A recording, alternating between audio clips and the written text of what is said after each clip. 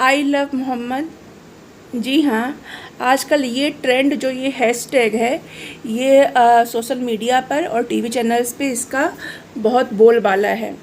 बहुत ज़ोर से लोग इस नारे का, कुछ कट्टरपंथी जिन्हें दंगाई और आक्रमणकारी भी कह सकते हैं, वो इस नारे का प्रचार प्रसार कर रहे हैं और इस नारे की आड़ में, इस स्लोगन की आड़ में वो देश में जो है वो अभद्रता और जो मतलब कि दंगे हैं उनको अंजाम देने की फिराक में लगे हुए हैं। जी हाँ, इसकी शुरुआत हुई थी कानपुर में और फिर ये भदोही और उन्नाव तक पहुंची।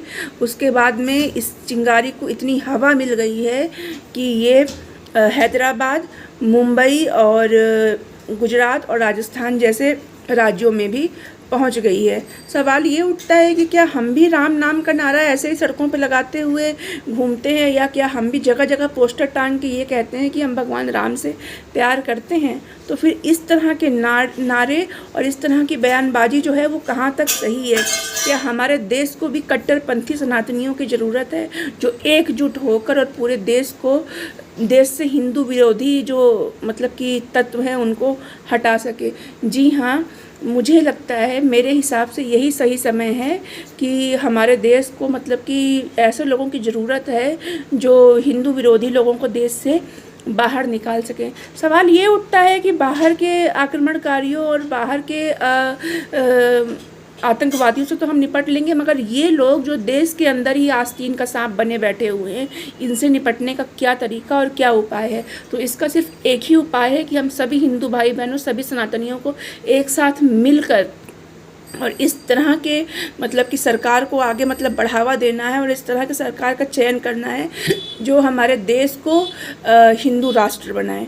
जी हाँ, जो हमारे पूर्वज जो कह गए कि हमारे देश को हिंदू राष्ट्र घोषित करना चाहिए, वो कहीं से भी गलत नहीं थे।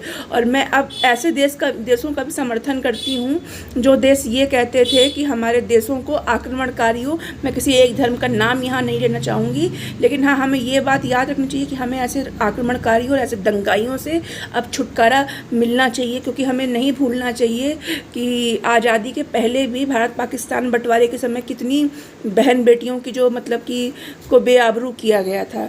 ठीक है, और क्या बोलते हैं कि अभी भी समय है, अगर हम नहीं सुधरे तो हमें लगता है कि जो ये चिंगारी जो भड़क रही है ये बहुत बड़े आग का रूप ले लेगी और कहीं ना कहीं ये हमारे देश को नष्ट करने की कोशिश भी कर सकती है। तो सब सनातनी इकट्ठे रहें। जय हिंद, जय भारत, जय सनातन धर्म।